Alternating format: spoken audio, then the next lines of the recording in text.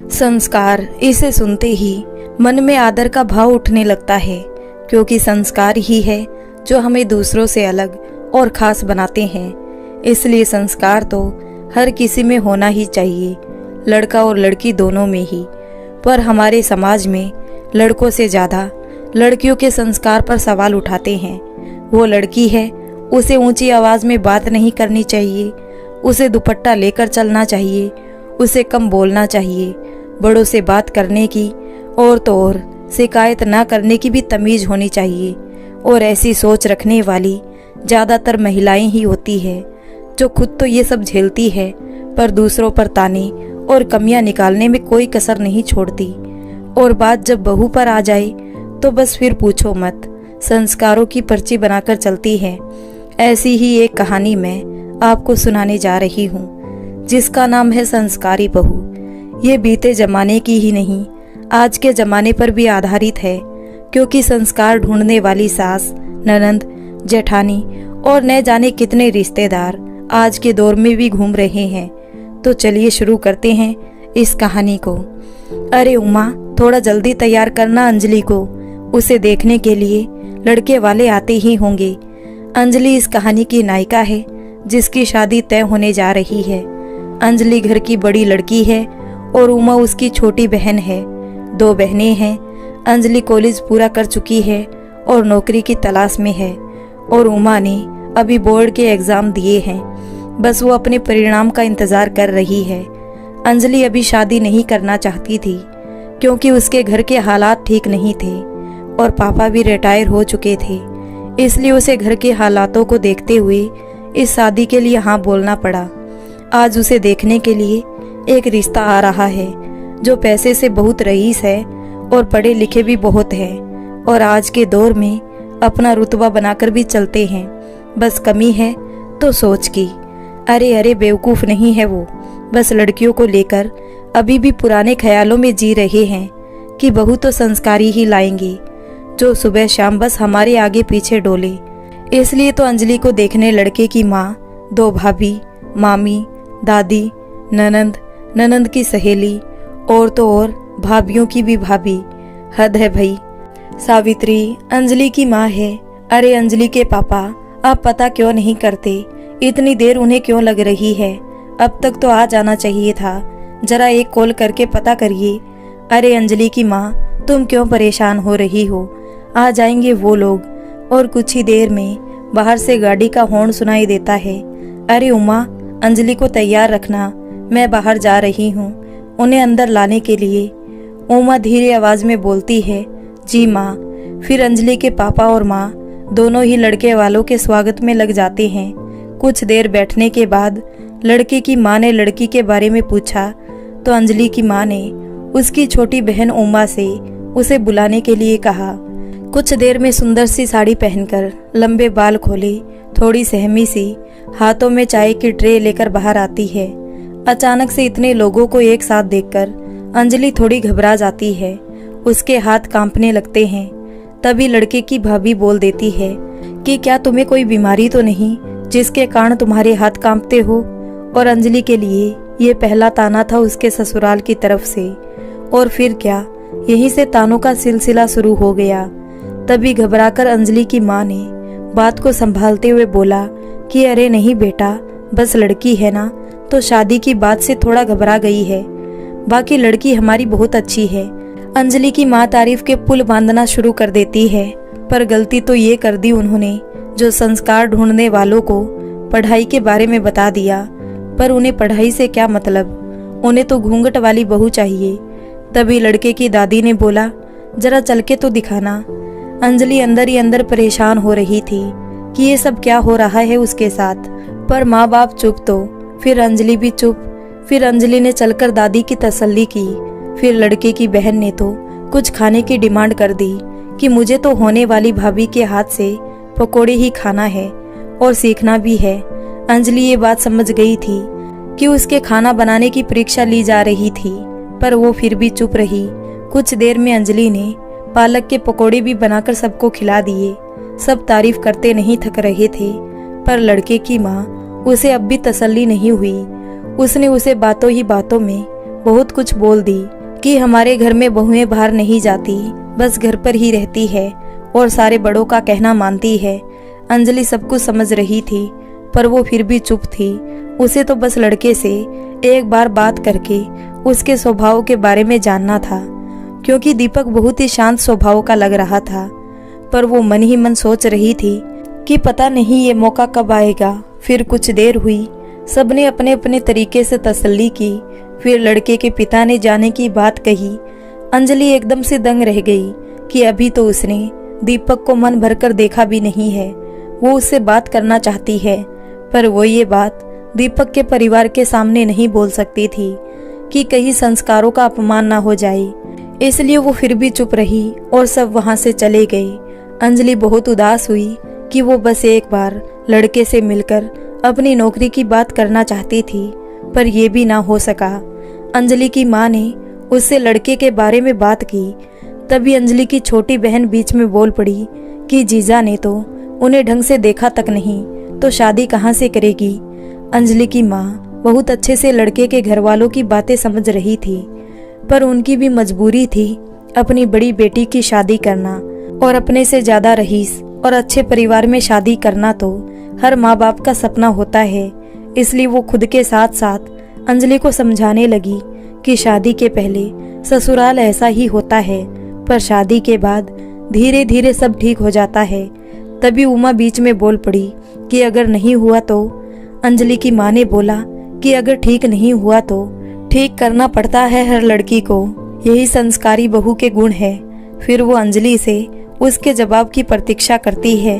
फिर अंजलि की माँ ने कहा, अरे तू बोलती क्यों नहीं कुछ, क्या कमी है इस रिश्ते में।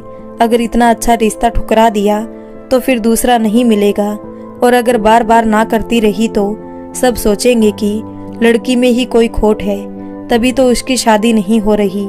फिर अपनी छोटी बहन उमा का तो सोच, उसके आगे तो पूरी जिंदगी पड़ी है। अंजलि शांत होकर अपनी माँ की इस रिश्ते के लिए सारी दलीलें सुनती रही। फिर भी वो चुप थी, पर वो मन ही मन सोच रही थी कि क्या सच में एक लड़की होना इतना मुश्किल होता है कि अपनी माँ से ही दिल की बात नहीं कही जा सके। वो अपनी माँ से कहना चाहती थी कि माँ, मैं ये शादी नहीं करना चाहती। वो यहीं रहकर नौकरी करना चाहती है और घर का भी ख्याल रखना चाहती है, और वो परिवार जहाँ संस्कारों का इतना बोलबाला है कि वहाँ उसे बिना संस्कारों के सांस भी नहीं लेने दिया जाएगा। वो रो रो कर कहना चाहती थी कि नहीं माँ, मुझे ये शादी नहीं करनी, पर उसने माँ की सारी दलीलें सुनने के बाद अपना चुप रहना ही सही समझा और हाँ में सिर हिला दिया। पर वो एक बात बोले बिना न रह सकी। उसने अपनी माँ से लड़के से एक बार मिलने की बात कही, पर उसकी माँ ने ये भी दलीलें सुना दी कि तू पागल हो गई है क्या, और ये बात उनसे ना बोल देना। देखा नहीं कितने संस्कारी लोग हैं वो, और तू तो फिर भी बहुत किस्मत वाली है जो पहली बार में ही लड़का देखने को मिल गया। नहीं तो हमारे जमाने में शादी के बाद ही पता चलता था कि आखिर शादी हुई किससे है, और जोर जोर से हंसने लगती है। अंजलि भी ये बात अच्छे से समझ गई थी कि उसकी माँ सिर्फ ये बातें उसे बहलाने के लिए बोल रही है कि कहीं ये रिश्ता टूट ना जाए। इसलिए वो फिर भी चुप थी। कुछ दिनों बाद शादी का दिन करीब आ गया, तो अब लड़के वालों ने सोचा कि क्यों ना संगीत का अच्छा सा कार्यक्रम रखा जाए, जिससे लड़की के कुछ और संस्कार देखने को मिल जाएंगे। आखिर वो इस घर की बहू बनने वाली है, अच्छी तरह से जांच परख कर ही लाएंगे। फिर ये बात जब अंजलि के घर वालों को पता चलती है तो वो सब तैयारियों में लग जाते हैं। उमा तो आज के फैशन के कपड़े ढूंढने में लग गई, पर अंजलि तो कुछ और ही सोच रही थी। उसे तो अपने भविष्य की चिंता थी, क्योंकि वो एक ऐसे घर की बहू बनने जा रही थी जहां संस्कारों के नाम पर किसी लड़की के सम्मान के साथ पल पल खेला जा रहा था। इसलिए वो सोच रही थी कि एक बार लड़के से मिलकर वो अपनी नौकरी की बात कर ले तो फिर उसे कोई समस्या नहीं होगी इस शादी से। पर लड़के से ही मिल पाना बहुत मुश्किल था अंजलि के लिए। एक पल को अंजलि के मन में ये भी ख्याल आया कि कहीं लड़का भी तो अपने परिवार वालों जैसा नहीं है, क्योंकि आजकल के लड़के तो शादी लगते ही फोन करने लगते हैं, बाहर मिलने लगते हैं। पर मेरे साथ तो ऐसा कुछ भी नहीं हो रहा, पर हो सकता है कि वो भी ऐसा सोचता हो, पर वो भी घर वालों से डर रहे हो। आखिर वो भी तो शांत ही दिखाई देते हैं। पर चलो कोई बात नहीं, आज मौका है, आज शायद बात बन जाए और वो मन ही मन खुश हो जाती है। पर अचानक से उसके घर की घंटी बजती है और अंजलि की माँ दरवाजा खोलती है और देखती है कि लड़के की बहन के साथ उसकी भाभी भी आई हुई है। अरे आप लोग अंदर आइए, बताया नहीं कि आप लोग आने वाले हो। तभी लड़के की भाभी ने तीखे स्वर में बोला, अगर बता देते तो पता कैसे चलता कि हमारी होने वाली देवरानी आखिर हमारे पीठ पीछे करती क्या क्या है। और जोर से दोनों हंसने लगती है। तब अंजलि की माँ बात को संभालते हुए बोलती है, अरे नहीं नहीं, ऐसा बिल्कुल भी नहीं है। वो संगीत के लिए क्या पहनना है, इसके लिए भी दुकान नहीं गई। वो उमा है ना, वही लाई है अपनी पसंद का। तभी लड़के की बहन बीच में बोलती है कि होने वाली भाभी वो पहनेगी जो हम लेकर आए हैं। आखिर वो इस घर की होने वाली बहू है और बहुओं को संस्कारी कपड़े ही अच्छे लगते हैं।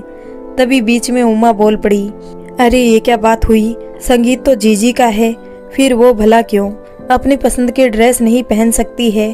तभी लड़के की भाभी बोलती है, क्योंकि वो अब तुम्हारी तरह आज़ाद नहीं है, अब वो बहू बनने जा रही है तो संस्कार तो होना ही चाहिए ना। तभी अंजलि की माँ ने उमा को चुप कराते हुए उन्हें हाँ में जवाब दिया। फिर दोनों ने अपनी खातिरदारी करवाई और चलती बनी। अंजलि ये सब तमाशा देख ही रही थी, पर वो फिर भी चुप थी। कुछ दिनों में संगीत का दिन भी आ गया। अंजलि के चेहरे पर झलकती उदासी कोई नहीं समझ पा रहा था। सब खुश थे, पर अंजलि उसका क्या, वो पल पल खुद को लड़की होने का इल्जाम दे रही थी। पर फिर भी उसे अपनी माँ की बातों पर यकीन था कि शायद शादी के बाद सब ठीक हो जाए। कुछ ही दिनों में संगीत का दिन आ जाता है। घर में चारों तरफ खुशी का माहौल था। अंजलि के ससुराल वाले भी आ चुके थे, बस इंतजार था तो दीपक का। कुछ ही देर में अंजलि की सास ने बहुत ही भारी स्वर में बोला कि अरे बहू को तो लेकर आओ, हम भी तो देखें कि होने वाली बहू ने कितना हमारे घर के संस्कारों का मान रखा है और सजने संवरने में कैसी लगती है। फिर अंजलि की छोटी बहन उमा अंजलि को लेकर आती है। अंजलि ने संस्कारों का जैसे पाठ ही पढ़ डाला हो, हर बात का ख्याल, धीरे धीरे चलना, चुनरी को लिहाज के साथ ओढ़ना, कपड़ों का डिजाइन तो ऐसा कि उसको खुद को सांस लेने के लिए ऑक्सीजन की जरूरत पड़ जाए, ऐसे खुद को छुपा रखा था। पर वो करती भी क्या, बात जो संस्कारों की थी। पर कहते हैं ना, कमी निकालने वाले कहीं से भी कमी निकाल ही लेते हैं, और यही हुआ अंजलि के साथ। उसकी दादी सास ने तुरंत ही टोक दिया कि अरे होने वाली बहू ने तो सिर पर पल्ला रखा ही नहीं है, बेशर्मी की भी हद है। अपने बड़े बूढ़ों के सामने ऐसे ही सीना चौड़ा करके चली आई है। अंजलि ने मन में सोचा, हे भगवान, अभी ये भी परीक्षा देनी थी मुझे। और उसका हंसता हुआ चेहरा मुरझा जाता है। इस सिर न ढकने की वजह से 30 मिनट तक अंजलि को अच्छा खासा भाषण सुनाया जाता है। और बात तब खत्म हुई जब अंजलि ने सिर को ढककर सबसे माफी मांगी। अंजलि अंदर ही अंदर टूट रही थी कि एक लड़की होने की क्या इतनी महंगी कीमत चुकानी पड़ती है। समय बीत रहा था, पर दीपक का कोई अता पता नहीं था। धीरे धीरे सबने दीपक के बारे में पूछना शुरू कर दिया। अब मुश्किल हो रही थी संस्कारों का ढोल पीटने वालों को जवाब देने का कि उनका संस्कारी बेटा कहाँ है। बात को संभालते हुए लड़के की माँ ने बोला कि वो अभी मंदिर गया है, आज उसकी जिंदगी का बहुत खास दिन है, इसलिए बस कुछ वक्त से आता होगा। कुछ देर बाद एक गाड़ी आई जिसमें से एक लड़के के साथ नशे में दीपक भी उतरा और झूमती हुई चाल लेकर सबके बीच पहुंचा। ये देखकर अंजलि और उसका परिवार हैरान रह गया कि इतने संस्कारों वाले घर का बेटा ऐसे कैसे निकल गया। पर फिर भी वो चुप रहे। पर ये चुप्पी उमा से बर्दाश्त नहीं हुई और उसने तीखे स्वर में लड़के की माँ से बोल दिया कि आपने तो कहा कि आपका लड़का मंदिर गया है, सच बताइए, मंदिर गया था या मदिरा पीने। तभी लड़के की भाभी उमा को फटकारते हुए बोलती है कि घर वालों ने इतनी भी तमीज नहीं सिखाई है कि बड़ों से कैसे बात करनी चाहिए। फिर अंजलि की माँ ने इस वक्त भी उमा का पक्ष लेने की जगह लड़के वालों का पक्ष लेकर उमा को ही डांट दिया और चुप रहने को कहा। फिर लड़के की भाभी ने बात को संभालते हुए संगीत कार्यक्रम को आगे बढ़ाने की कोशिश की। अंजलि फिर भी चुप रही। अंजलि और दीपक 2 घंटे तक साथ बैठे थे, पर दीपक ने एक बार ना तो अंजलि की तरफ देखा, न ही उससे कोई बात की। बस नशे की हालत में चुपचाप बैठकर तमाशा देखता रहा। फिर संगीत का कार्यक्रम खत्म हुआ और सब अपने अपने घर चले गए, पर अंजलि बहुत उदास थी कि ये सब सच में उसके साथ हो रहा था और वो कुछ ना तो कर पा रही थी और ना ही कुछ कह पा रही थी। अंजलि के पापा ने तो एक पल के लिए अपनी बेटी की भलाई के लिए इस रिश्ते को न करने का फैसला कर लिया था, पर अंजलि की माँ न जाने वो किस परंपराओं में फंसी थी। उसने तो जैसे अपनी बेटी की जिंदगी बर्बाद करने की ठान ली हो। उसने अंजलि के पापा को ऐसा करने से रोका और बदनामी की दुहाई देने लगी कि अगर शादी लगकर टूट गई तो फिर अंजलि से शादी कौन करेगा और उमा, उसे भी कोई रिश्ता नहीं आएगा। अंजलि अपनी माँ के मुंह से खुद के लिए ऐसी बातें सुनकर मन ही मन सोचने लगी कि क्या मैं इस घर की सगी बेटी नहीं हूँ जो हर बात पर माँ मेरी ही कुर्बानी देना चाहती है। पर जो भी हो, है तो वो मेरी माँ ही। सोच सोच कर अंजलि फिर भी चुप रही। कुछ दिन बाद शादी का दिन आ गया। संस्कारों के नाम पर ढोल पीटने वालों ने अपने घर की बहू बेटियों को जमकर नचाया, और जब सब अंजलि की बात करने लगे तो दीपक की माँ ने तुरंत ही संस्कारों का चोला पहन लिया और बारात जैसे ही दरवाजे पर आई, सब दूल्हे को देखने के लिए बेचैन होने लगे। पर जब सब दरवाजे पर आए तो किसी को भी दूल्हा नहीं दिखा।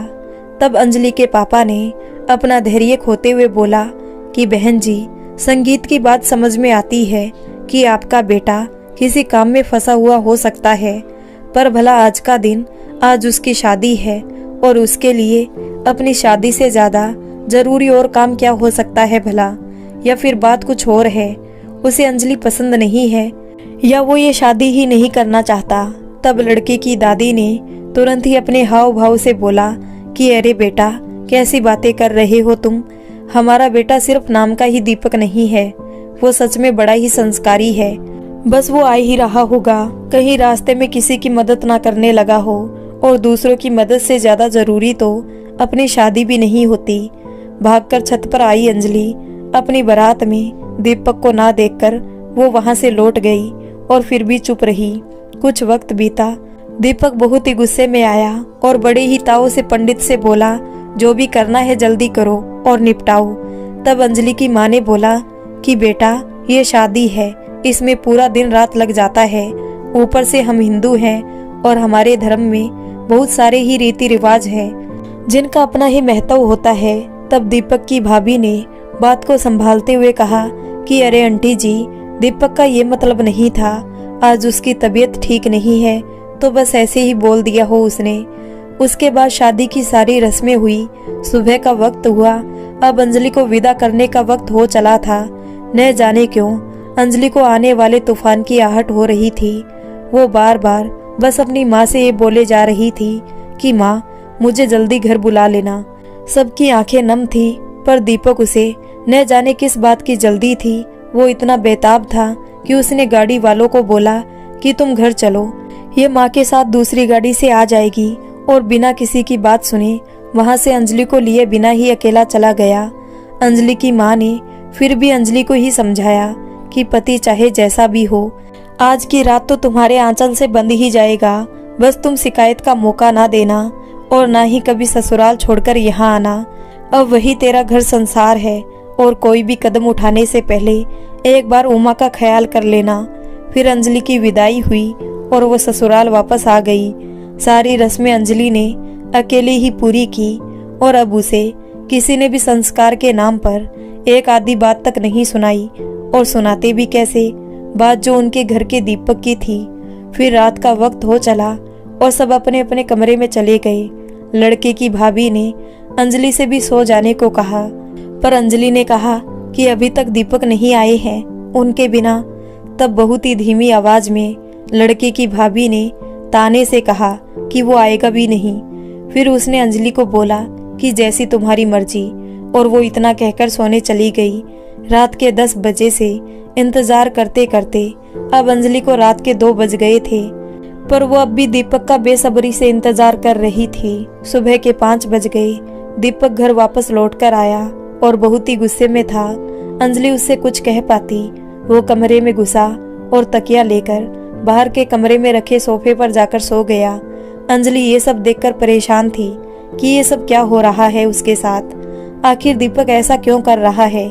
उसे फिर भी अपनी माँ की कही बातें याद आने लगी कि शुरू शुरू में सब ऐसा होता है, पर शादी के बाद सब ठीक हो जाता है। यहाँ तो अंजलि को और हालात बिगड़ते हुए नजर आ रहे थे।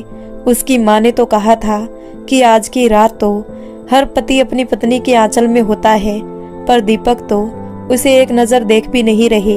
ये सब होने के बाद अंजलि फिर भी चुप रही। ये सब सोच रही थी कि उसकी नजर घड़ी की सुई पर पड़ी, जो सुबह सबके उठने के पहले एक संस्कारी बहू के नाते सबके लिए चाय नाश्ता बनाने का इशारा कर रही थी। और वॉशरूम की ओर चल पड़ी। वो नहाकर निकलकर सबसे पहले पूजा की और घर के वातावरण में शांति फैलाई। फिर रसोई घर में जाकर सबके लिए चाय नाश्ता बनाने लगी। उसे लगा कि वो धीरे धीरे सबके दिल में अपने व्यवहार से सबका मन जीत ही लेगी, पर उसे क्या पता था कि उसकी असली परीक्षा तो यहीं से शुरू होने वाली थी। तो सबसे पहले शुरुआत की घर के सबसे बड़े और बुजुर्ग दादा ससुर ने। अंजलि मीठी सी मुस्कान लेकर उनके पास चाय लेकर आती है और जैसे ही आशीर्वाद लेने के लिए झुकती है, अपने पैरों को हटा लेते हैं और उसके मुंह पर ही बोलते हैं कि मैं तुम्हें आशीर्वाद नहीं दे सकता। तब अंजलि हैरान होकर पूछती है कि ऐसा क्यों। तब अंजलि के दादा ससुर बोलते हैं कि मैं इस शादी से खुश नहीं हूँ, क्योंकि मुझे इस घर में पढ़ी लिखी बहू नहीं चाहिए थी, और ये चाय मैं तो तुम्हारे हाथ का पानी भी ना पीऊँ। और इतना कहकर वो चले जाते हैं। अंजलि निराश हो जाती है। अब अंजलि की बड़ी भाभी आती है। अरे अंजलि सुनो, मैं थोड़ा अपने मायके जा रही हूँ, रात तक वापस आ जाऊंगी, तो दोनों पहर का खाना बना लेना। और अब ननंद की बारी थी। भाभी, मेरा नाश्ता कहाँ है, मुझे कॉलेज के लिए देर हो रही है। अंजलि उसके सामने आलू के पराठे और दही लेकर आती है, और तभी अंजलि की ननंद उस खाने को देखकर अंजलि पर जोर से चिल्लाती है कि भाभी ये सब क्या है। माना कि आप गरीब घर से आई है, पर गवार होगी ये नहीं पता था। मेरी उम्र की लड़कियां डाइट पर होती है, इतना ऑयली खाना नहीं खाती है। हे भगवान, अब मुझे भूखा ही जाना पड़ेगा। तब अंजलि दुखी मन से बोलती है कि कोई बात नहीं, मैं तुम्हारे लिए कुछ और बना देती हूँ। तब अंजलि की ननंद बोलती है कि आपको डाइट वाला ब्रेकफास्ट बनाना आता है। तब अंजलि बोलती है कि आता तो नहीं, पर मुझे बता दो, मैं सीख जाऊंगी। तब अंजलि की ननंद मुंह बनाते हुए बोलती है कि आप तो किसी काम की नहीं है, और कॉलेज के लिए निकल पड़ती है। अब आई अंजलि की सास की बारी, जिन्हें दुनिया की सबसे संस्कारी बहू चाहिए थी और खुद के लड़के को दुनिया भर का कुसंस्कार सिखा रखा है। अरे अंजलि, क्या कर रही हो तुम? कुछ नहीं माँ जी, अंजलि ने बहुत ही धीरे स्वर में बोला। तब अंजलि की सास की नजर अंजलि के गहनों पर पड़ी जो उसके मायके से मिले थे, और तब अंजलि की सास ने तरकीब लगाई और बड़े ही प्यार से अंजलि के सारे गहने उतरवा लिए और अपने पास रख लिए। और अंजलि भी सब समझ रही थी, पर वो क्या कर सकती थी। बात तो संस्कारों की थी, इसलिए वो फिर भी चुप रही। फिर अंजलि की सास ने दीपक के बारे में पूछा, तो अंजलि ने बात को छुपाते हुए कहा कि वो कल रात जल्दी ही आ गए थे, बहुत थके थे तो सो गए थे, जल्दी उठते ही होंगे। अंजलि अपने रिश्ते की मर्यादा को बनाए रखना चाहती थी, पर वो क्या जाने कि उसे आए तो सिर्फ एक दिन ही हुए हैं, और ये कुछ संस्कारी लड़का तो उनके पास 30 सालों से था। इसलिए अंजलि की सास थोड़ा सा हंसी और कमरे में चली गई। फिर अंजलि ने वक्त देखा, जो सुबह के 10 बज चुके थे। उसे दीपक से इतनी देर तक सोने की उम्मीद नहीं थी, क्योंकि जब उसके घर वाले अंजलि को देखने आए थे तब दीपक को लेकर कुछ और ही बताया गया था। पर अंजलि ने सोचा कि चलो मैं ही जाकर उठा देती हूँ। अंजलि के कमरे के पहले अंजलि के सास ससुर का कमरा आता था, इसलिए जब अंजलि उनके कमरे के पास पहुंची तब अंजलि के ससुर सीधा आकर अंजलि के सामने खड़े हो गए। यूं अचानक से अंजलि उनको देखकर डर गई। फिर आशीर्वाद लेने के लिए जैसे ही झुकी तो अंजलि के ससुर ने बहुत ही गंदे तरीके से अंजलि की बाजू को पकड़ा ही नहीं, जकड़ लिया। अंजलि को ये छुअन बहुत ही अजीब लगा और वो तुरंत थोड़ा पीछे चली गई और जल्दी ही अपने कमरे की तरफ भाग खड़ी हुई। अंजलि का ससुर नीयत का बहुत ही गिरा हुआ इंसान था, और ये शादी भी उसी की मर्जी से हुई थी, क्योंकि अंजलि दिखने में बहुत सुंदर थी, सादगी भी बहुत थी। बस यही बात अंजलि के ससुर के दिल में बस गई और वो अंजलि का शिकार कर सके, इसलिए अंजलि को अपनी बहू बनाकर ले आया, क्योंकि वो तो अपने बेटे की हरकत से बहुत अच्छे तरीके से वाकिफ था। जब अंजलि कमरे में पहुंची तो वो रोना शुरू कर दी। कोई भी औरत अपनी मर्जी के खिलाफ अपने आप को छूना तो दूर, देखना तक पसंद नहीं करती। और ये तो दीपक के पिताजी थे, मतलब कि अंजलि के भी पिता समान हुए। पर फिर भी अंजलि चुप रही, क्योंकि बात जो संस्कारों की थी। फिर वो दीपक के पास जाती है उसे उठाने के लिए। तब दीपक गुस्से से उठता है और अंजलि के ऊपर जोर से चिल्लाता है कि तुमको किसने बोला मुझे जगाने के लिए, और तुम होती कौन हो? तुम सिर्फ इस घर की बहू हो, मेरी बीवी कभी नहीं हो सकती। इतना कहकर वो दूसरे कमरे में चला जाता है। इतना सुनकर अंजलि के होश उड़ जाते हैं। उसे यकीन नहीं होता कि जिस दीपक के भरोसे आई थी वही उसका असली दुश्मन निकला। हे भगवान, ये क्या हो रहा है मेरे साथ? मैंने कौन से गुनाह किए थे जो मुझे ऐसी सजा दी? फिर दोपहर का वक्त हो चला। अंजलि रसोई घर पर अपने बचे हुए काम निपटा रही थी कि तभी अंजलि के ससुर की नजर अंजलि की पतली कमर और गिरते हुए आंचल पर पड़ती है, और उससे रुका नहीं गया और वो सीधा रसोई घर में घुस गया और अंजलि को पीछे से पकड़ लिया। पर अंजलि को धमकी दी कि अगर उसने चिल्लाया या किसी को इस बारे में बताने की कोशिश की तो वो इस घर से निकाल देगा और उसकी बहन से भी कोई शादी नहीं करेगा और उसके माँ बाप इस अपमान से जिंदा नहीं रह पाएंगे और कोई भी अंजलि की इस बात पर यकीन नहीं करेगा। इसलिए अंजलि ने चिल्लाने की कोशिश भी नहीं की और वो चुप एक पुतले की भांति खड़ी। और जैसे ही ससुर अपनी मनमानी करने लगा, वैसे ही भगवान की दया से तभी अंजलि की सास अंजलि को जोर जोर से आवाज लगाने लगी और ससुर को दुम दबाकर भागना पड़ा। अंजलि बिना किसी से कुछ बोले, बिना खाना खाए चुपचाप अपने कमरे में जाकर रोने लगी कि ऐसा नहीं हो सकता मेरे साथ। वो एक पल को मरना चाहती थी। उसने कोशिश भी की, पर अचानक से अंजलि को अपने माँ बाप और उमा का ख्याल आया और फिर वही बदनामी का खौफ, इसलिए वो फिर भी चुप रही।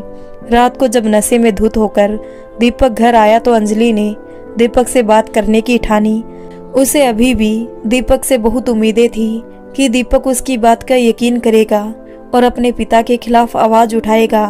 रात को जब दीपक घर आता है और वो फिर वही करता है, तकिया उठाया और दूसरे कमरे में चलने लगा, तभी अंजलि ने दीपक को रोकते हुए कहा, सुनिए, मुझे आपसे बहुत जरूरी बात करनी है। पर दीपक गुस्से से बोलता है कि मुझे तुम्हारी किसी बात से कोई मतलब नहीं है।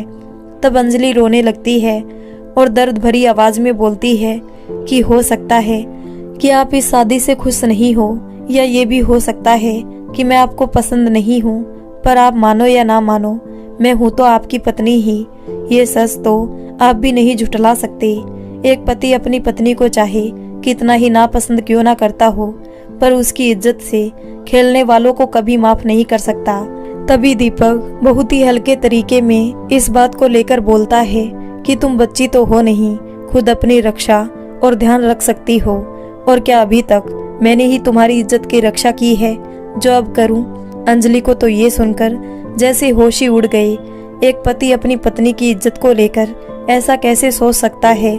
उसे यकीन नहीं हो रहा था दीपक की बातों पर, क्योंकि जिस घर की वो बहू थी उन्होंने अंजलि को संस्कारी बहू नहीं, संस्कारी पुतला बना दिया था, और खुद उनका लड़का ऐसी गंदी और बेशर्मी वाली बातें कर रहा था। अंजलि को दीपक की इतनी ही बात सुनकर समझ जाना चाहिए था कि दीपक उसकी कोई मदद नहीं करने वाला, पर वो नहीं मानी, और मानती भी कैसे बात जो उसकी इज्जत की थी। दीपक को परवाह हो या ना हो, पर अंजलि को खुद की इज्जत की परवाह थी, इसलिए वो बोलती चली गई बजाय इसके कि दीपक क्या जवाब दे रहा है। और फिर अंजलि ने वो कह डाला जिसे सुनकर दीपक के चेहरे का रंग ही बदल गया।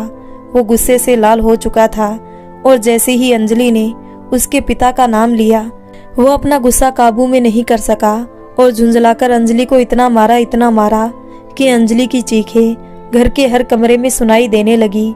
बड़ी भाभी ने तो बोला कि चलो, हमारे बाद इसका नंबर आया। ननंद ने बोला, चलो, इनकी तो आज भाई ने बोनी कर ही दी। अब रोज ही मार कुटाई होगी इनकी। और सास ने बोला कि इस लड़की में जरा भी संस्कार नहीं है। कौन पति अपनी पत्नी को नहीं मारता, पर पत्नी को अपनी मर्यादा में रहना चाहिए। इतनी जोर जोर से नहीं चिल्लाना चाहिए। कॉलोनी वाले क्या सोचेंगे हमारे बारे में। फिर अंजलि के ससुर ने कहा, अरे आज इसका पहला दिन है, धीरे धीरे आदत हो ही जाएगी बेचारी को।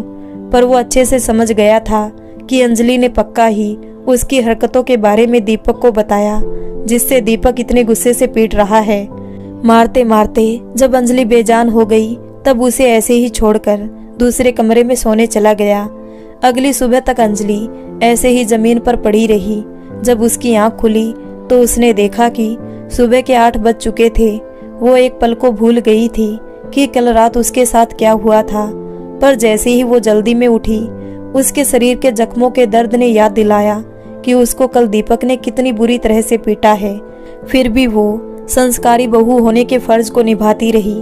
वो जल्दी जल्दी नहाकर नीचे गई और पूजा की। फिर भागकर रसोई घर में जाने लगी तो बड़ी भाभी ने जो उसका हाथ पकड़कर बाहर निकाला, वो दंग रह गई। अरे भाभी, आप ऐसा क्यों कर रही हैं? मुझे माफ कर दीजिए। आज आंख जरा देर से खुली, पर मैं जल्दी ही सबके लिए खाने में कुछ बना दूंगी। तब भाभी बोलती है कि तू बहाने मत बना, मैं सब जानती हूँ कि तू रात भर क्या करती है और इधर आकर नाटक दिखा रही। अंजलि पढ़ी लिखी थी, तू जैसे शब्द उसे बिल्कुल अच्छे नहीं लगते थे और ससुराल में ऐसी इज्जत, पर फिर भी वो चुप रही, पलटकर जवाब नहीं दे सकती थी। बात जो संस्कारों की थी। फिर अंजलि अपनी सास से बात करने उनके कमरे में गई, पर वहां सास की जगह उसका ससुर मिल गया।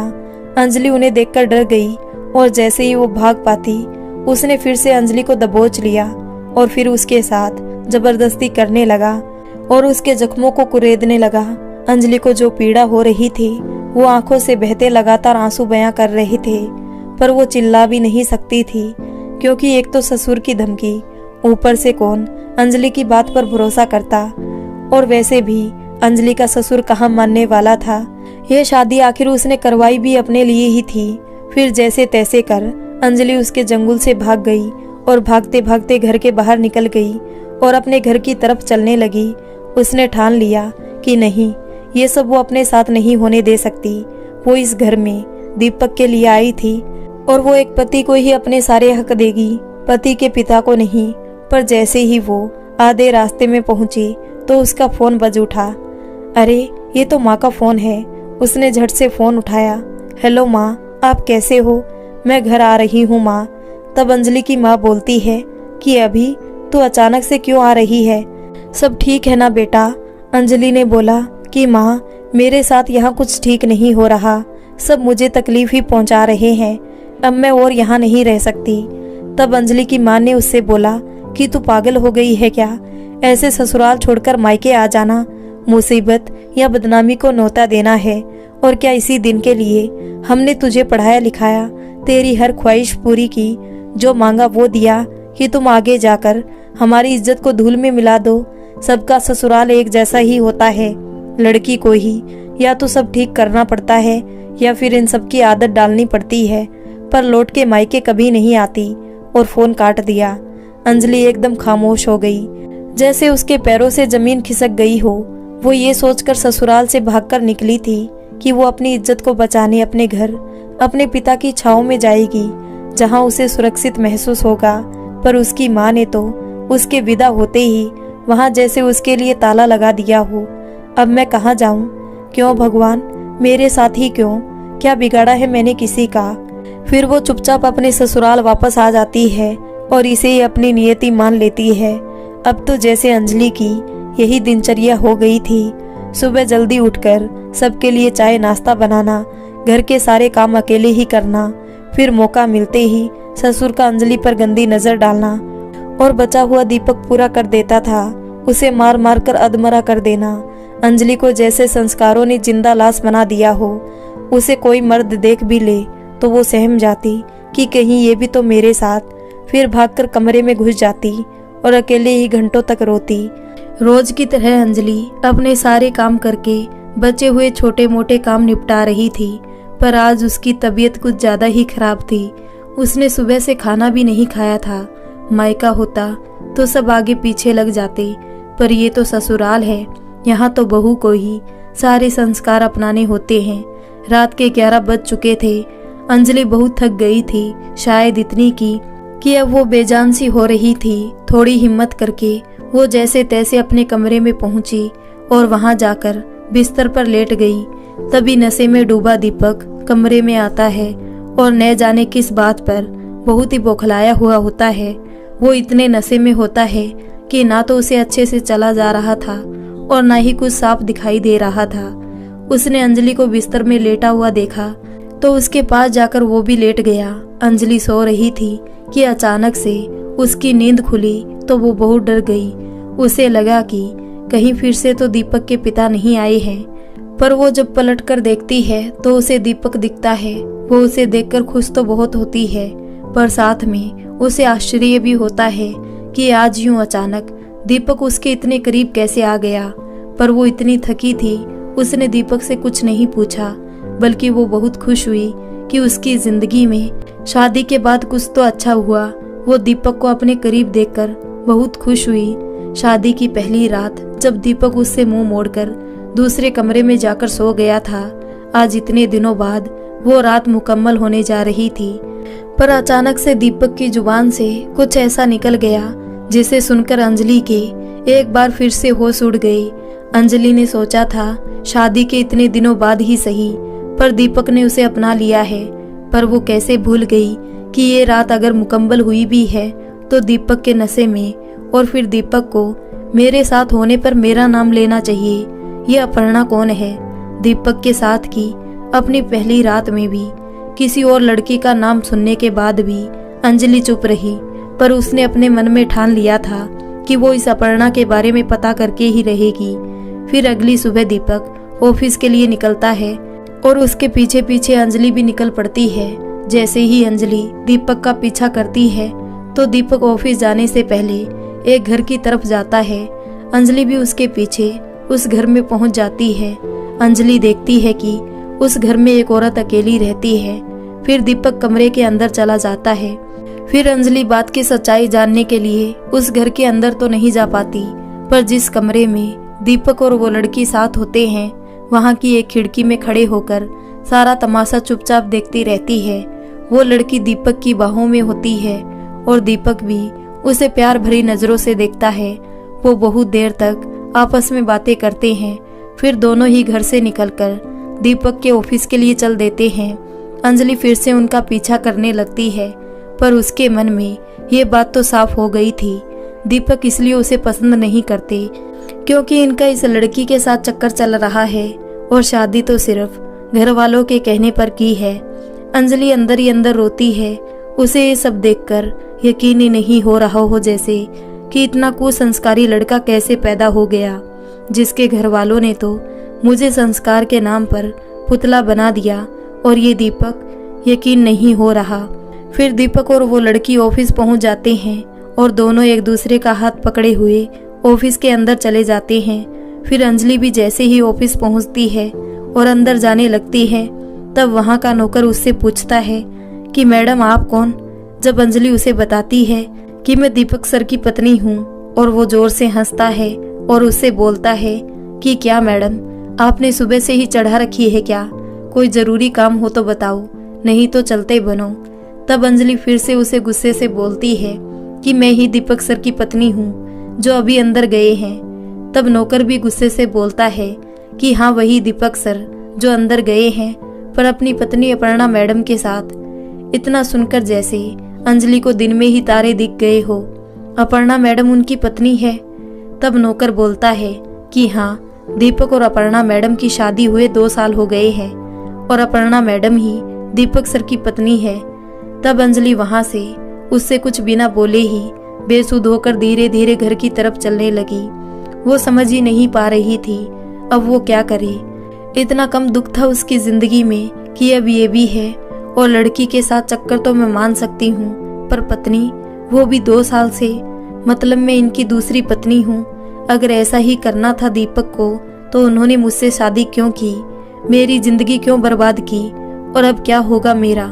ना तो अब मैं मायके की हूँ, ना ही ससुराल की, और ना ही अब दीपक की ही रही।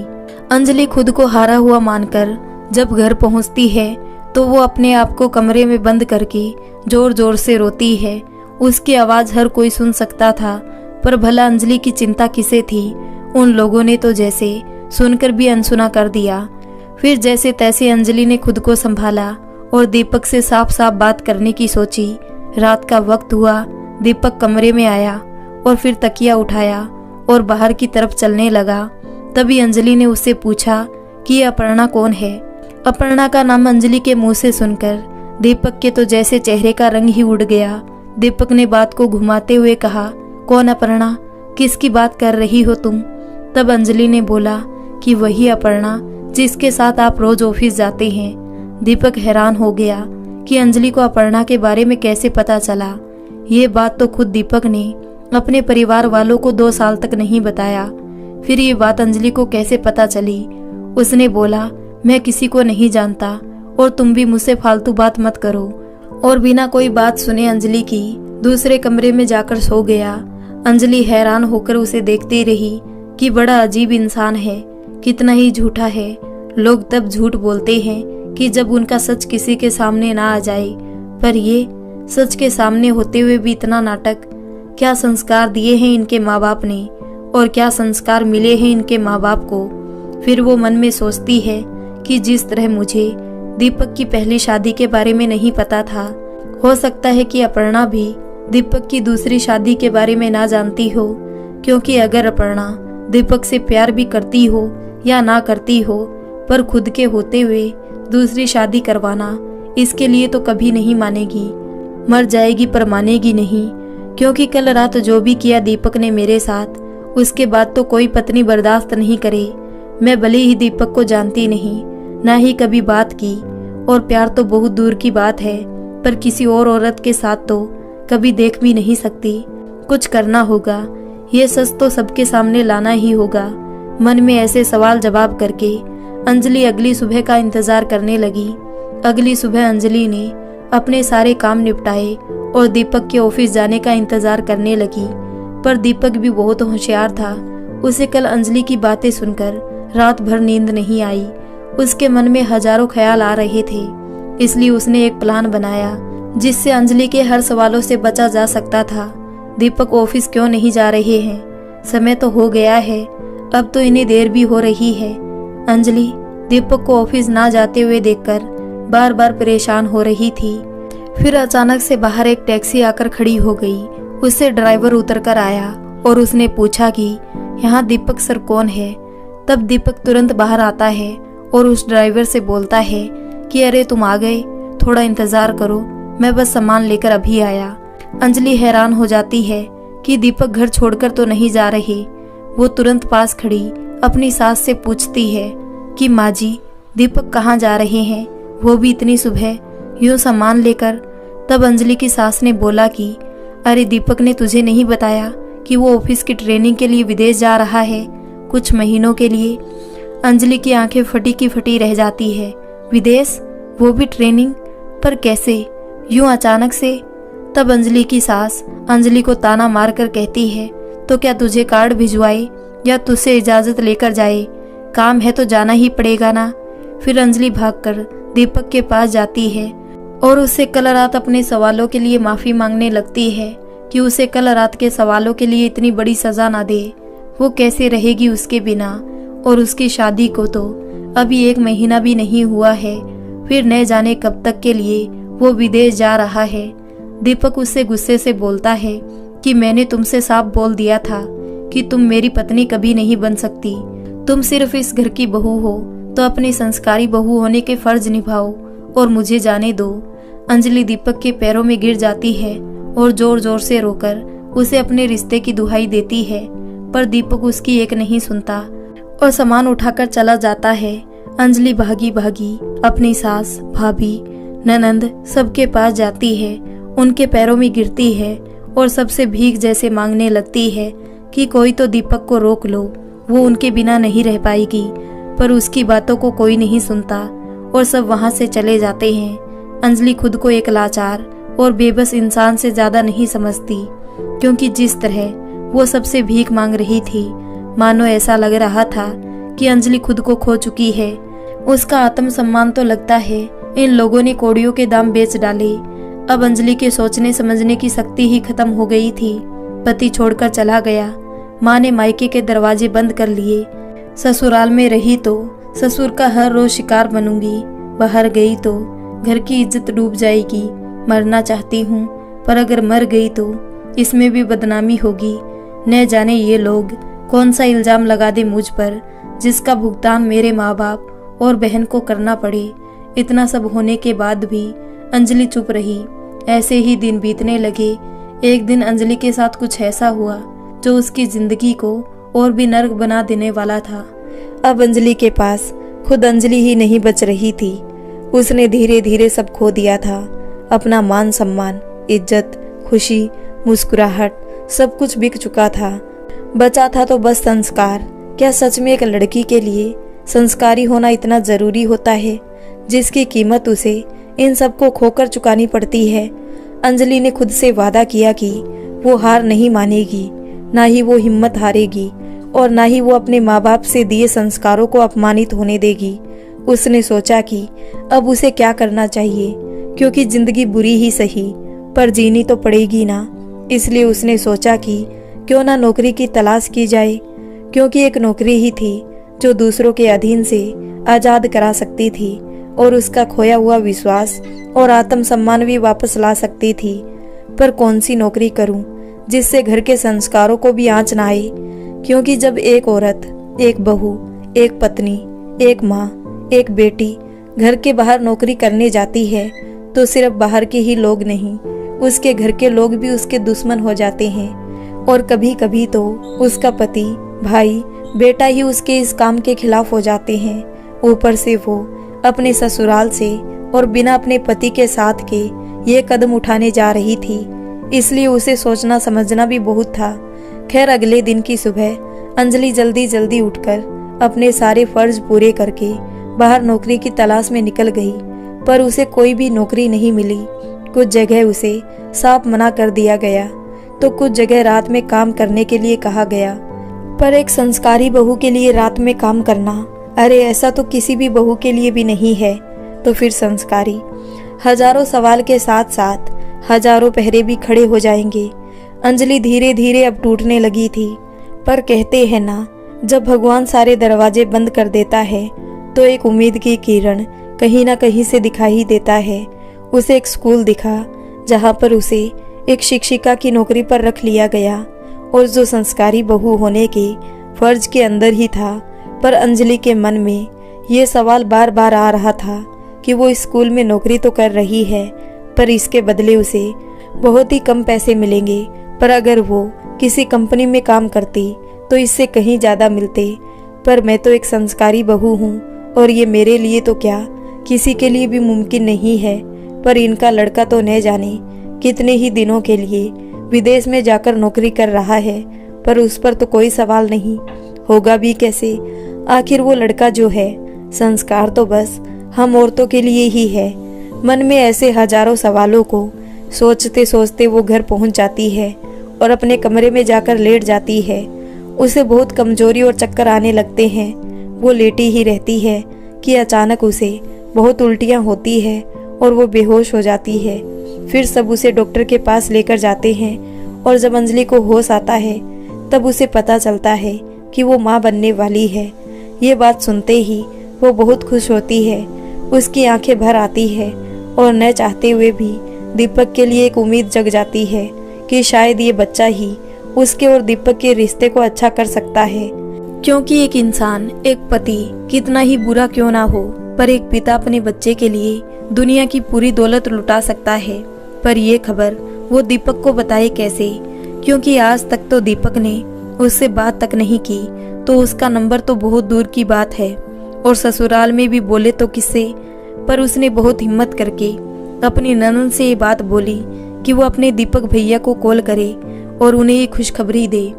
तो उसने भी इस बात का फायदा उठा के अपना नेक मांग लिया कि भाभी, आपका ये पहला बच्चा है और आपने मुझे कुछ भी नहीं दिया। तब अंजलि ने बोला कि मेरे पास तो अब कुछ भी नहीं बचा है, सब पहले ही मैंने माँ जी को दे दिया। अब तुम्हें मैं क्या दे सकती हूँ। तब अंजलि की ननंद ने बोला, अरे अभी बचा है ना भाभी आपके हाथ की अंगूठी, इसे आप मुझे दे दीजिए। तब अंजलि उससे बोलती है कि अब यही बस मेरे पास बची है, तुम्हारे भाई की निशानी, इसे मत लो तुम। जब तुम्हारे भैया आएंगे तब मैं उनसे बोलकर तुम्हारी पसंद का दिलवा दूंगी।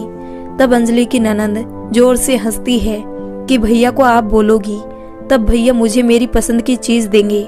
और फिर जोरों से हंसते हंसते बोलती है कि भैया तो खुद आपको देख भी नहीं सकते, तो वो आपकी बात तो मानना दूर सुनेंगे भी नहीं। और फिर जब भैया आएंगे तब आप ही उन्हें खुद बता देना। और फिर इतना कहकर वो चली गई। अंजलि अपनी बेबसी पर रो भी नहीं सकती थी। उसे लगा कि माँ बनने की खबर सुनकर उसके ससुराल वालों का नजरिया उसके लिए बदल जाएगा, पर ऐसा सोचने और होने में फर्क होता है। अंजलि के ससुराल में अंजलि के लिए कुछ नहीं बदला, बस अंजलि की सास ने तो तानों की लड़ी लगा दी कि उसे चाहिए तो बेटा जो दीपक का चिराग बन सके। अंजलि थोड़ा डर भी गई कि अब ये क्या मुसीबत है, बेटा और बेटी पैदा करना तो उसके बस में नहीं है, ये तो भगवान की मर्जी है, भला वो क्या कर सकती है। पर वो फिर भी चुप रही। अब अंजलि के लिए मुसीबतें और बढ़ने लगी। अब घर के काम के साथ साथ स्कूल का भी काम करना पड़ता और अपने होने वाले बच्चे का ध्यान रखना। अब उसे पैसों की भी जरूरत पड़ने लगी। ससुराल में बोलती तो सब पति से मांगने के ताने देते, और इधर पति ने तो अपना नंबर नहीं दिया तो पैसे कहाँ से देता। और मायका, अंजलि ने तो जैसे मायके से रिश्ता ही तोड़ लिया था। वो अपना इलाज तक नहीं करवा पा रही थी। उसे कुछ खाने का मन करता तो वो अपना मुंह बांध कर रह जाती। कुछ खरीदने का मन होता तो सोचती कि जब दीपक आएंगे तो उनसे कहूंगी तो वो मुझे सब लाकर देंगे। आखिर मैं उनके बच्चे की माँ बनने वाली हूँ। ऐसे हजारों ख्वाब देखते देखते अंजलि के डिलीवरी का समय नजदीक आ गया। लेकिन अब अंजलि की उम्मीद के साथ साथ चिंता भी बढ़ रही थी। आखिर दीपक आए क्यों नहीं अब तक? उनको गए कितना वक्त बीत चुका है। क्या उनको एक बार भी मेरी याद नहीं आई? मेरी छोड़ो, अपने माँ बाप की तो आ ही सकती है। अब उसे डर लगने लगा था कि कहीं दीपक उस अपर्णा के साथ जाकर वहीं बस तो नहीं गई। हे भगवान, ये कहर मत ठाना मुझ पर, वरना मेरा नहीं मेरे बच्चे का क्या होगा।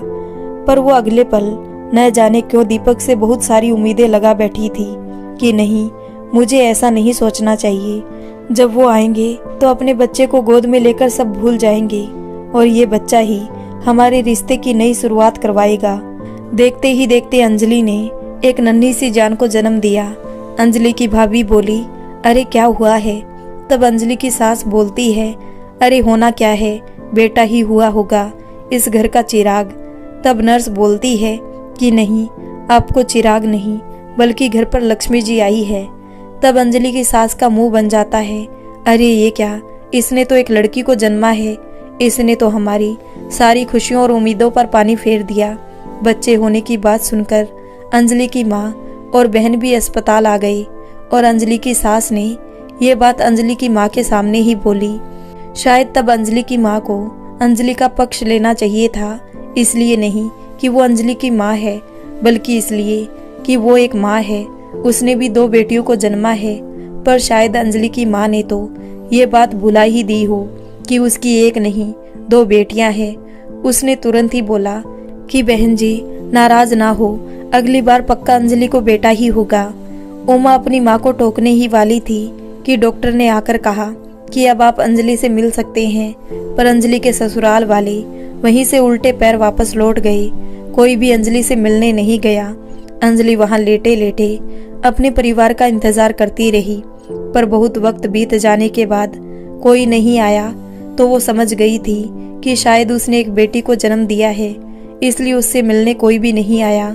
पर फिर भी वो चुप रही। फिर कुछ देर बाद उसकी माँ और छोटी बहन उमा अंदर आई। उसकी बेटी को गोद में लेकर अंजलि ने उसे सीने से लगाया और जी भर रोई। शायद अंजलि को उस नन्ही सी जान को गोद में लेकर ऐसा लगा कि जैसे अंजलि का कोई अपना दुनिया में आ गया हो, क्योंकि माँ बाप, सास ससुर और यहाँ तक कि उसके पति ने भी उसका साथ छोड़ दिया था। तो अंजलि ने उसे सबके हिस्से के लगाव से देखा और उसे ऐसा लगा कि जैसे अब कोई है जो उससे पूछेगा कि उसे क्या दर्द है और फिर दीपक भी तो लौट कर आएंगे। इसकी वजह से वो अपने चारों ओर किसी को ना पाकर भी खुश थी, क्योंकि उसे अभी भी उम्मीद थी। तो दीपक से, अपने पति से, उसकी माँ ने पूछा कि बेटा इसका नाम? तब अंजलि ने कहा, कोई बात नहीं माँ, आधी लड़ाई तो मैंने अकेली ही पार की है, बाकी भी कर ही लूंगी। और अब तो इसका साथ ही है मेरे पास।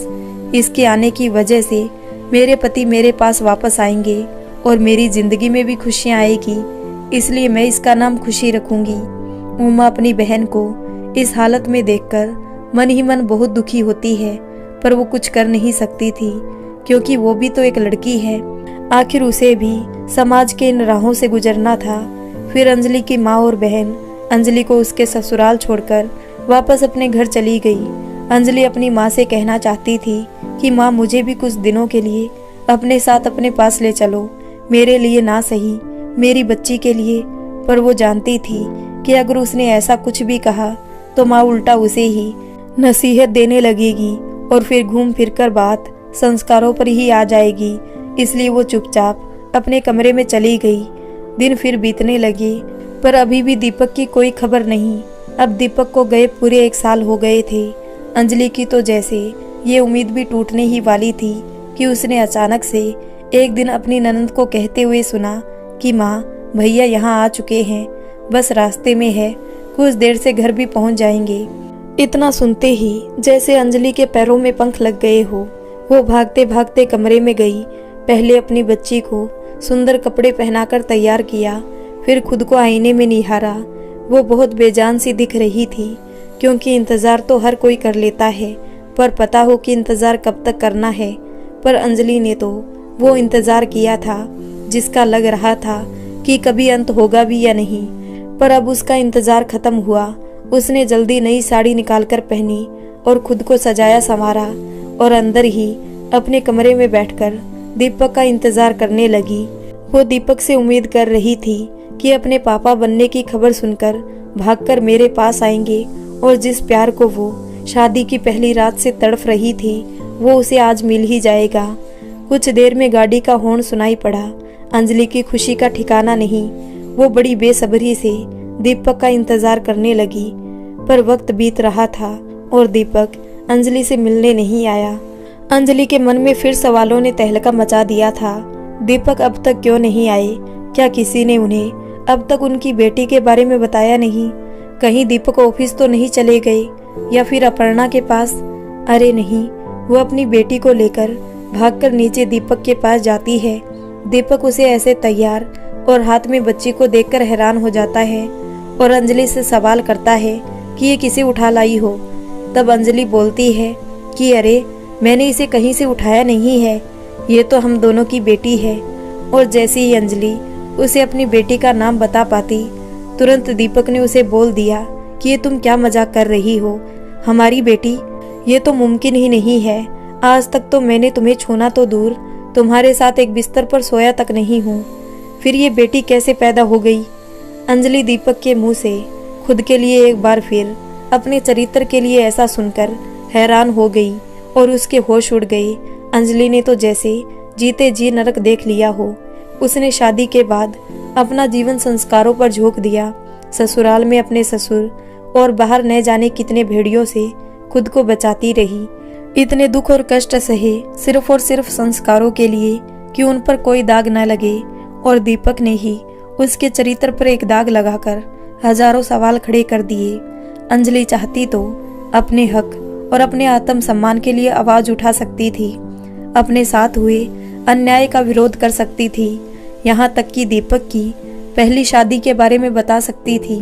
पर उसने ऐसा कुछ भी नहीं किया, क्योंकि अगर बात उठती तो सब जगह आग की तरह फैल जाती और फिर उंगलियां संस्कारों पर उठती। जिस दीपक ने उसे जानवरों की तरह पीटा, उसने ही आज बोल दिया कि ये बच्ची उसकी नहीं बल्कि मैंने किसी और के साथ। अंजलि उसे एकटक देखती रही। अंजलि अपने पक्ष में कुछ बोल पाती कि ससुराल वालों ने अंजलि पर उंगली उठाना शुरू कर दिया। साथ ही शुरू हुआ संस्कारों का पिटारा। अंजलि की सास अंजलि से पहले ही चिड़ी हुई थी, क्योंकि अंजलि ने उसे दादी तो बनाया पर दीपक का चिराग ना दे सकी। इसलिए अंजलि अपने बारे में कोई सफाई दे पाती कि अंजलि की सास ने उसका हाथ पकड़कर उसे घर से बाहर निकाल दिया। साथ ही निकाल दिया उस मासूम बच्ची को जिसने अभी ढंग से अपने पिता को देखा तक नहीं था। अंजलि बहुत देर तक दरवाजे के पास खड़ी होकर चिल्लाती रही, रोती रही, गिड़गिड़ाती रही कि बस एक बार मेरी बात सुन लो। पर उसकी बात का किसी ने कोई ना तो जवाब दिया और ना ही ध्यान दिया। अंजलि अब बीच मझधार में बुरी तरह से फंस गई थी। ना उसे मायके में आने की इजाजत थी और ससुराल वालों ने तो दरवाजे ही बंद कर दिए। एक पल को उसने फिर आत्महत्या के बारे में सोचा, लेकिन गोद में उस मासूम बच्ची का ख्याल उसे ये करने की इजाजत ना दिया। वो परेशान होकर इधर उधर देखने लगी। फिर उसने हार कर अपने मायके का रास्ता चुना। उसने मन में सोचा कि अगर बात सिर्फ मेरी होती तो शायद मैं मर ही जाती, पर बात मेरी बच्ची की है जिसे मैंने इतने दर्द में होकर भी पैदा किया है। मैं इस पर कोई आंच नहीं आने दूंगी। और वो घर पहुंच जाती है। दरवाजा अंजलि की छोटी बहन उमा खोलती है और अंजलि को देखकर बहुत खुश होती है और माँ को आवाज लगाती है। माँ ने अंजलि को देखा, न जाने क्यों उसे अंजलि के दर्द का एहसास हुआ। उसने तुरंत अंजलि से पूछा कि क्या बात है, सब ठीक है? ऐसे तुम अचानक से? अंजलि ने बात को संभालते हुए कहा, अरे माँ, सब शादी में गए हुए हैं और अकेले मेरा मन नहीं लग रहा था, और शादी के बाद मैं पहली बार ही तो आई हूँ, 3-4 दिनों में वापस चली जाऊंगी। ऐसी बातें अंजलि के मुंह से सुनकर अंजलि के पिता ने अंजलि की माँ को जोरों से डांटा कि तुम ये कैसे सवाल कर रही हो बेटी से? ये उसी का ही घर है, वो जब चाहे आ जा सकती है और जब तक मन करे वो यहाँ रह सकती है। अंजलि ने अपने पिता के मुंह से ये बात सुनकर खुद के आंसुओं को रोक नहीं सकी और उनसे गले लगकर रोने लगी। पिता ने सोचा कि शायद बहुत दिनों बाद देखा है, इसलिए थोड़ा भावुक हो गई है। अंजलि की माँ शादी के बाद अंजलि को क्या समझाती थी और क्या कहती थी, इस बात की खबर ना तो अंजलि के पिता को थी और ना ही अंजलि की छोटी बहन को। फिर अंजलि ने कुछ पल की राहत भरी सांस ली। एक दिन सुबह अंजलि अपनी बेटी के साथ बाहर बैठकर खेल रही थी कि तभी अचानक से घर के बाहर एक बड़ी महंगी कार आकर खड़ी हुई। अंजलि उस गाड़ी को बहुत आश्चर्य से देख रही थी। वो पूछने के लिए आगे बढ़ ही रही थी कि अंजलि की माँ ने अंजलि को रोक दिया और कहा कि ये उमा के रिश्ते वाले हैं, तुझे ऐसे बिना दामाद जी के देखेंगे तो 1000 सवाल करेंगे, इसलिए तुम अपनी बच्ची को लेकर अंदर कमरे में चली जाओ, मैं इन्हें देख लूंगी। अंजलि अपनी माँ के मुंह से खुद के लिए ऐसी बातें सुनकर हैरान नहीं हुई, क्योंकि शादी के बाद तो माँ ने उसे न जाने कितनी ही ऐसी नसीहतें दी थी।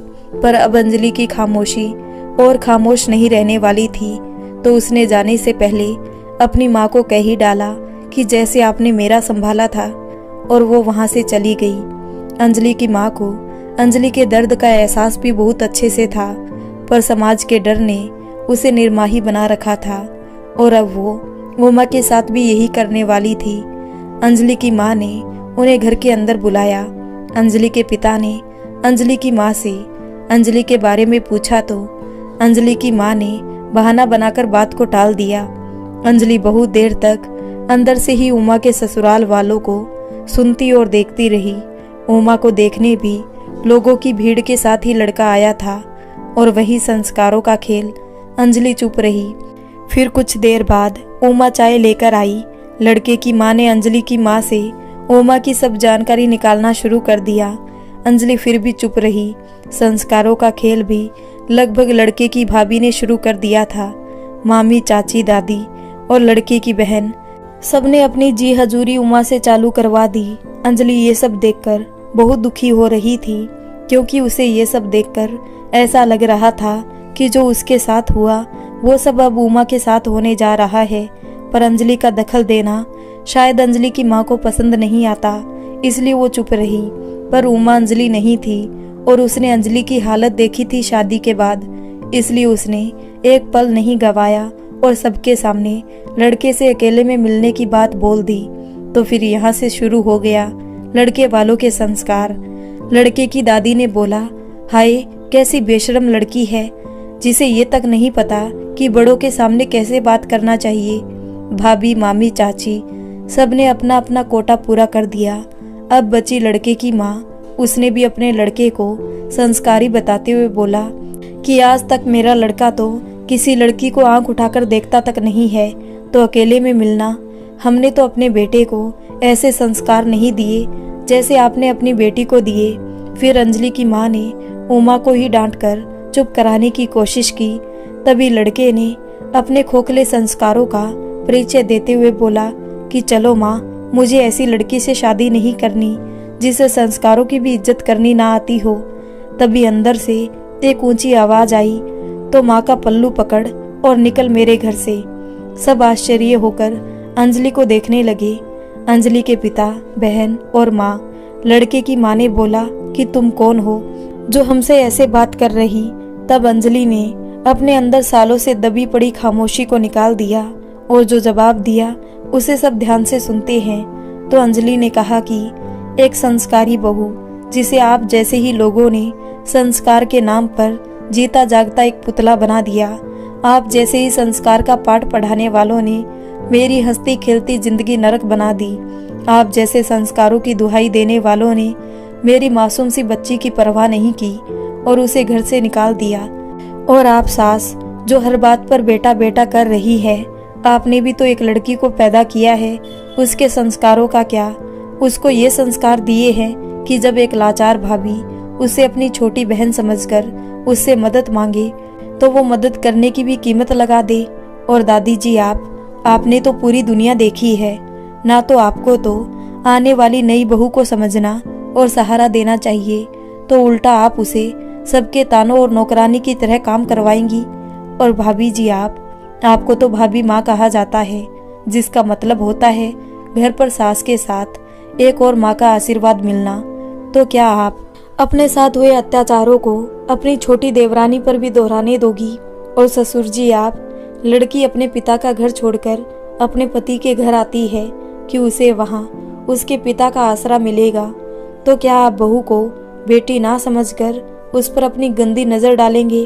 और बचे तुम, संस्कारी बेटा, जिसने अभी अभी मेरी बहन को क्या बोला कि तुम जैसी लड़की से शादी नहीं करोगे जो उसके संस्कारों का मान ना रखे।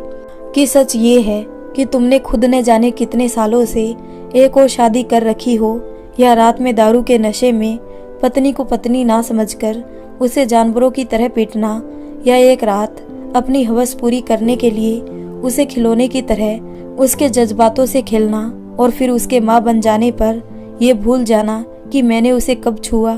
क्या ये संस्कार है आपके घर के, जो आप हर घर में जाकर संस्कारों का ढिंडोरा पीटते हैं? हम इतने संस्कारी ना सही, पर घर को घर, बाप बेटे का रिश्ता, इंसान को इंसान और छोटे बड़े सबका लिहाज करते हैं। अंजलि के पिता और बहन अंजलि की ऐसी बातें सुनकर सब समझ गए कि अभी अभी जो कुछ भी अंजलि ने कहा है वो सब उस पर बीत चुकी है। और माँ एक टक अंजलि को बोलते हुए निहारती रही। आज जो उसकी भी हिम्मत नहीं थी कि वो अंजलि को बीच में टोक सके, क्योंकि आज उसे अंजलि के दर्द का एहसास हुआ था। जब अंजलि बोलते बोलते रोने लगी, तब अंजलि की माँ ने अंजलि को सीने से लगाया और उसे समझाया कि बेटा, तुम तो बर्दाश्त कर गई अपने माँ, बाप, बहन और संस्कारों के लिए, और आज तुम्हारी वजह से एक लड़की एक और अंजलि बनते बनते बच गई। पर अगर इन लोगों को सबक नहीं सिखाया गया तो न जाने संस्कारों के नाम पर ऐसे दरिंदे कितनी और अंजलि बना डालेंगे। इसलिए तुम्हें सिर्फ अपने लिए नहीं, बल्कि न जाने अपनी जैसी कितनी अंजलि बन चुकी होगी और बनने वाली होगी। उनकी जिंदगी बचाने के लिए तुम्हें ये कदम उठाना पड़ेगा। इसके बाद अंजलि ने उनके खिलाफ रिपोर्ट करवाई और पुलिस के साथ अपने ससुराल पहुंची। तब अंजलि की ननंद ने दरवाजा खोला और अंजलि के साथ पुलिस को देखकर उसके चेहरे के रंग उड़ गए और उसके मुंह से बस इतना ही निकला कि माँ, अंजलि भाभी आई है। कि तभी अंजलि की सास ने बोला कि अरे ला मिट्टी का तेल, इसे जिंदा जलाकर सारी समस्या ही खत्म कर देती हूँ। और इस तरह खुद अंजलि के ससुराल वालों ने पुलिस को सबूत दे दिया अंजलि के साथ हो रहे अन्याय का। तभी पुलिस ने बोला कि समस्या तो अब खत्म होगी तुम सबको जेल भेजने के बाद। सब अंजलि के साथ पुलिस को देखकर हैरान हो गए और सब अपनी अपनी बात से पलटने लगे और अंजलि पर ऐसे प्यार लुटाने लगे जैसे कभी कुछ हुआ ही नहीं। पर कहते हैं ना कि झूठ चाहे कितने ही लोगों की भीड़ में क्यों ना हो, सच की हल्की झलक उस पर भारी पड़ ही जाती है। और पुलिस ने तो खुद अंजलि की सास के मुंह से अंजलि के लिए सब सुन लिया था। फिर अंजलि ने सबके खिलाफ गवाही दी और दीपक की पहली शादी का सच भी सबके सामने आया। सब दीपक से नजरें नहीं हटा रहे थे। फिर पुलिस ने दीपक की पहली पत्नी को बुलाया। उसे देखकर अंजलि ने उसके पास जाकर एक बात पूछी, क्या तुम्हें पता था कि दीपक दूसरी शादी कर रहे हैं? तब अपर्णा दीपक की तरफ गुस्से से देखने लगी और जोरों से एक थप्पड़ मारा और चिल्लाते हुए पूछा कि ये सब क्या है। फिर पुलिस के पूछने से अपर्णा ने सबको सच बताया कि वो और दीपक आज से 3 साल पहले शिमला में कंपनी की मीटिंग पर मिले। वहीं हमारी जान पहचान हुई। फिर हमें एक दूसरे से प्यार, और फिर दीपक शादी का रिश्ता लेकर मेरे घर आ गया और हम सबसे कहा कि उसके घर वाले इस प्रेम विवाह को स्वीकार नहीं करेंगे, इसलिए वो ये शादी उनके खिलाफ जाकर कर रहा है और हम दोनों अलग से एक घर लेकर रहेंगे। और आज हम 3 सालों से साथ रह रहे हैं। मैंने दीपक से कई बार कहा कि वो अब तो मुझे अपने घर ले जाए, पर उसने हमेशा अपनी बीमार माँ का वास्ता देकर मुझे चुप करा दिया। और तो और दीपक ने आज तक अपनी बेटी तक को अपने घर वालों से नहीं मिलवाया। इतना सब सुनकर अंजलि की माँ और तो और दीपक के परिवार वालों के भी होश उड़ गई। तब अंजलि की माँ ने दीपक की माँ से पूछा कि बहन जी, मेरी बेटी ने तो सिर्फ अपने संगीत पर सिर पर आंचल नहीं रखा था, तो आपने और आपके पूरे परिवार ने मेरी बेटी पर संस्कारों का तमाशा बना दिया था। अब आपके बेटे को मैं कौन सा इनाम दूं जो उसने संस्कारों का मान रखकर अपने घर की इज्जत में 4 चांद लगा दिए। और एक बात, आपने मेरी बेटी को इतना भला बुरा बोला कि उसने एक लड़का नहीं बल्कि उसने एक लड़की को जन्म दिया, जो कि ये सब भगवान के हाथों में होता है। फिर भी इसका इल्जाम आपने मेरी बेटी पर लगाया। और अब आप अपने बेटे को क्या कहेंगी, जिसने तो दूसरी औरत के साथ भी एक लड़की को ही जन्म दिया है? उसमें किस चीज की कमी है जो उसकी दोनों औलाद एक लड़की ही हुई? मैं बताती हूँ आपको, उसमें कमी है संस्कारों की, जिसे आप लोगों ने दूसरे के घर में दूसरों की बहू बेटियों में ढूंढते ढूंढते खुद अपने बेटे को देना भूल गए। फिर अंजलि ने दीपक से पूछा कि आपको सब याद है कि हम उस रात एक हो गए थे, फिर आपने अपनी बेटी को क्यों नहीं स्वीकार किया? तब दीपक ने कहा, मैं अपर्णा से बहुत प्यार करता हूँ। उस दिन मेरा और अपर्णा का बहुत झगड़ा हो गया था और मैं नशे में था, इसलिए गलती से ही पर मैं तुम्हारे करीब आ गया। पता नहीं कहाँ से तुम्हें अपर्णा का पता चला और अगले दिन तुम हम दोनों के बारे में सब सच जान चुकी थी, इसलिए मैंने तुरंत विदेश जाने का बहाना किया और तुम्हारे सवालों से छुटकारा मिल गया मुझे। तब अपर्णा ने बोला, तुम विदेश कब गए? तुम तो 1 साल से यही मेरे साथ हमारे घर पर रह रहे हो।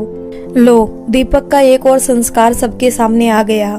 फिर दीपक ने बोला कि अगर मैं ये मान लेता कि हम उस रात एक हो गए थे और ये बेटी भी मेरी है, तो अपर्णा मुझे छोड़कर चली जाती। तभी अपर्णा उससे बोलती है कि छोड़कर चली जाती? मैंने तुम्हें छोड़ दिया। तुमने सिर्फ मेरी ही नहीं, अंजलि की भी जिंदगी बर्बाद कर दी। एक बार अंजलि तुम्हें माफ भी कर दे, पर मैं तुम्हारे खिलाफ सारे आरोप लगाऊंगी, तुम्हें कोर्ट में ले जाऊंगी और तुमसे डाइवोर्स भी लूंगी। और वहां से चली जाती है। फिर अंजलि दीपक के पास जाती है और उससे कहती है कि तुम्हें तुम्हारे कर्मों की सजा मिल गई, और हाँ, तुमने पिता की भावनाओं से खेलने की कोशिश की और 2 लड़कियों की जिंदगी बर्बाद की है ना, तो देखो, भगवान ने तुम्हें इस भावनाओं की और बेटी की अहमियत समझाने के लिए तुम्हें भी 2 बेटियों का पिता बनाया, जिससे लड़की का दर्द तुम्हें पता चल सके। पर मैं कभी भी अपनी बेटी को एक और अंजलि नहीं बनने दूंगी। और फिर वो भी अपनी माँ के साथ अपने मायके चली जाती है और पुलिस दीपक के घर वालों को पुलिस स्टेशन ले गई और उनके खिलाफ कार्रवाई शुरू कर दी। फिर अंजलि ने भी दीपक से तलाक ले लिया। तो दोस्तों, आपको ये कहानी कैसी लगी? अगर अच्छी लगी हो तो वीडियो को लाइक कर दें और हमारे चैनल को सब्सक्राइब कर लें।